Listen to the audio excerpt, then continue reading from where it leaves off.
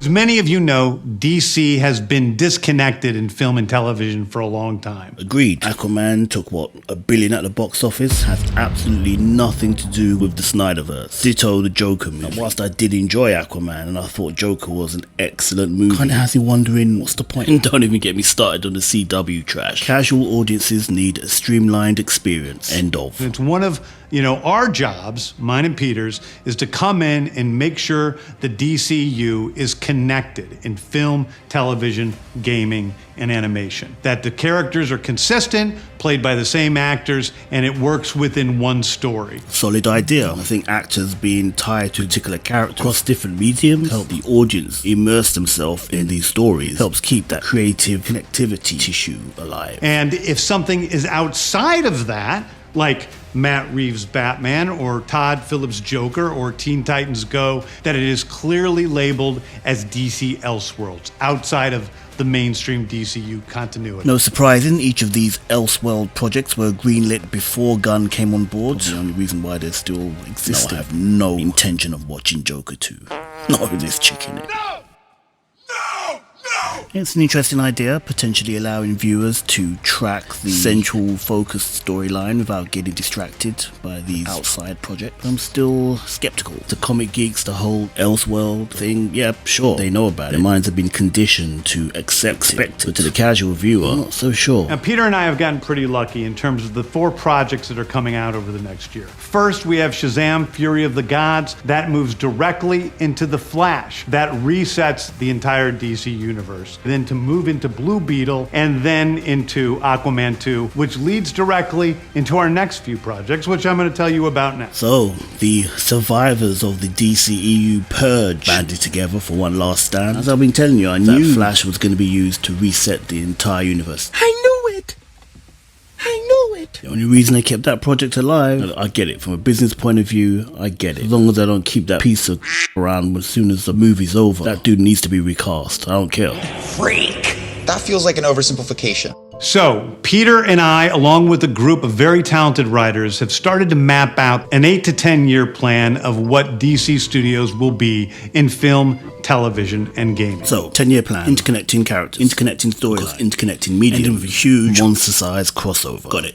Shoot. First chapter is called Gods and Monsters. The first project is Creature Commandos. We're going to have characters move into animation, out of animation, usually having the same actor play their voice as who plays them in live action. Yeah, I'm good. The next project up is Waller. This is a story of Amanda Waller, played by Viola Davis.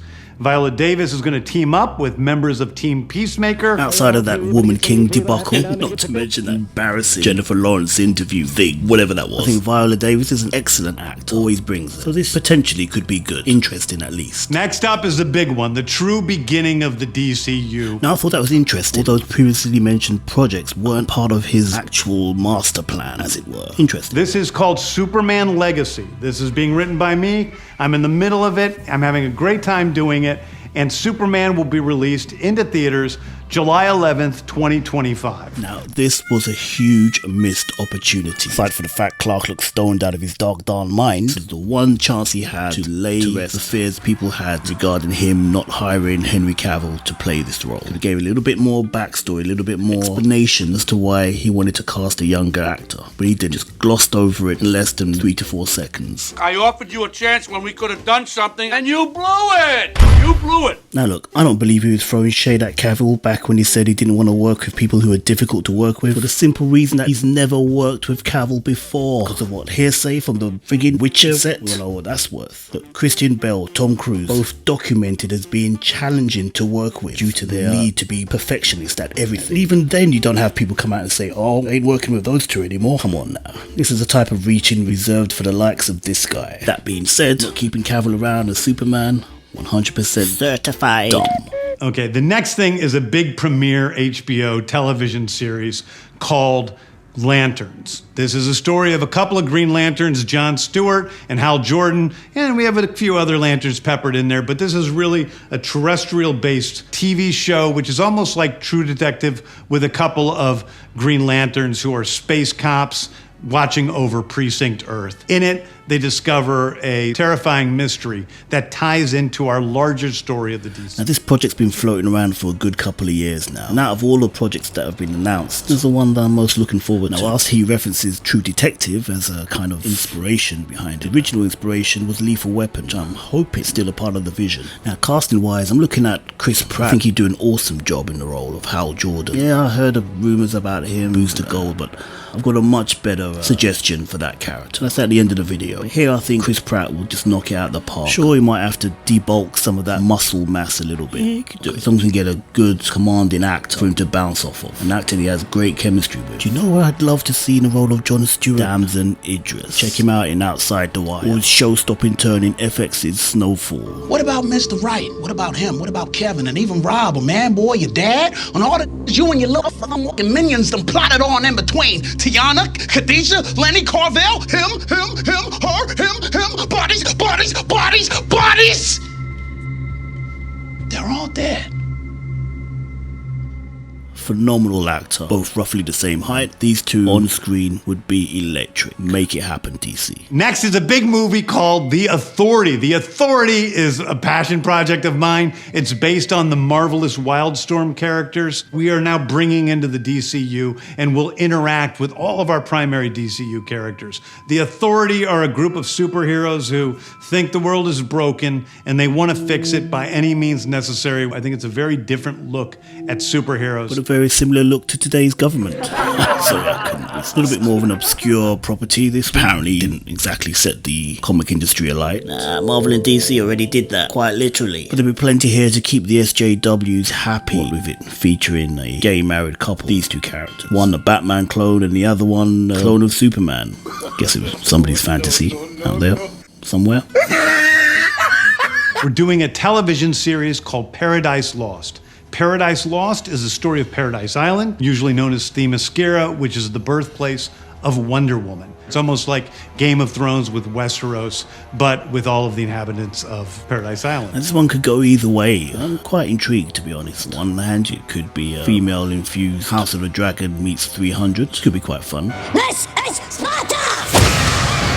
On the other hand, it could be a women good, men bad, typical trash that we get out of Hollywood these days. You son of a bitch! It all depends, but there is potential. The introduction of the DCU's Batman is The Brave and the Bold. The Brave and the Bold is the story of Batman and his actual son, Damian Wayne.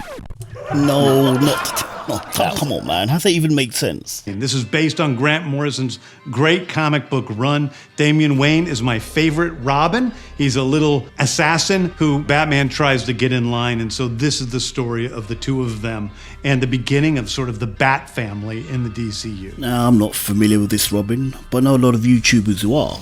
And they've had nothing good to say about him, which has me a little worried, to be honest. But look, if the casting is top notch and they somehow manage to get back Christopher Nolan, this could be a banger. Yeah? So I'm gonna wait and see. File this one under pending further information. Before we move on, do you know who'd play an awesome version of Copperhead from the Arkham games? This chick. I can't pronounce her surname, so I'm not even gonna try. Plays Mantis in Guardians of the Galaxy. She's a certified badass. That role does her no justice whatsoever. I think she'd be incredible. Just saying. Next up is a TV series called Booster Gold. Booster Gold is one of comics' really popular cult heroes. He is a fascinating guy. He's a loser from the future who uses future technology to come back to present day and become a superhero so that people will love him. It is basically the superhero story of imposter syndrome on an HBO Max series. Now, personally, I don't see Chris Pratt in this role, like, at all, because I'm not sure where people got that from. You know who I do see in this role? He's part of that Guardians of the Galaxy family Gunn was slapping his chops about. This guy, Bradley Cooper. See, a lot of people forget that he's the voice behind Rocket. He's one who brings that character to life. Okay, the CGI does that, but he's the one who's actually, helping vocally bring it to life. But he's yet to make a physical appearance on any screen in any comic book universe. I think this would be the absolute perfect opportunity for him. He's done this role 1,000 times before. He clearly knocked this one out of the park. He's got the look, got the credentials, Bradley Cooper all the way. One of my favorite comic book series from last year was Tom King's run on Supergirl, Woman of Tomorrow. And so we're going to turn that into a big science fiction epic film. Now, Superman is a guy who was sent to Earth and raised by loving parents, whereas Supergirl in this story, she is a character who was raised on a chunk of Krypton. She watched everybody around her perish in some terrible way, so she's a much more jaded character. Not much to comment on this one. Apparently the storyline has been lifted completely from the movie True Grit and Thinking Critical. Apparently the book wasn't that great. So I don't know what these guys are doing with this character. I don't know. I just don't know. It's obviously not the same Supergirl from the TV show, which died, thankfully. Nor is it the new Supergirl who was announced from the Flashpoint movie. Nothing said about that iteration. I'm just confused here. So I probably will give this one a miss. But thanks for coming. And that brings me to Swamp Thing, the last thing we're going to talk about. A very dark horror story in the origins of the monster who is Swamp Thing. And although it's totally outside of the rest of the DCU, it will still feed into the rest of the stories. Now, personally, I don't get the fixation Hollywood has trying to bring this character to life. I read it as a child. I mean, I read a few issues. It wasn't like something I collected, but I'm aware of his existence. But just, I don't get it. Not my jam, so no, I'm good. Anyway, those are the stories that I can tell you about right now. I've loved the DC characters since I was a child. They're incredibly important to me. I knew that this was a once-in-a-lifetime opportunity to do something very different. One of the things that's very important for me in all of these movies and TV series is that the director's vision and the vision of the writers and all of the creators is unique and something special. Storytelling is always king. That's all that matters to us. And I want to be true to those stories. I want to be true to you guys and really give you something different than you've ever seen before. And that was pretty much it. Mixed bag, some good stuff in there. Love the lack of woke activity. Storytelling is always king. Pretty much the opposite of what Marvel's been doing in Phase 4. Man, if this was Marvel, this project would be touted as a love story. Some weird stuff and some pointless pretty stuff, much. I guess. Yeah, I'm not sure. I'll be waiting to see more information. Anywho, drop a comment down below. Let me know what you thought of it, which projects you're looking forward to, which projects you're not looking forward to. Yeah, I'll catch you next time. Joker out. Oh, wait, you serious? Let me laugh even harder.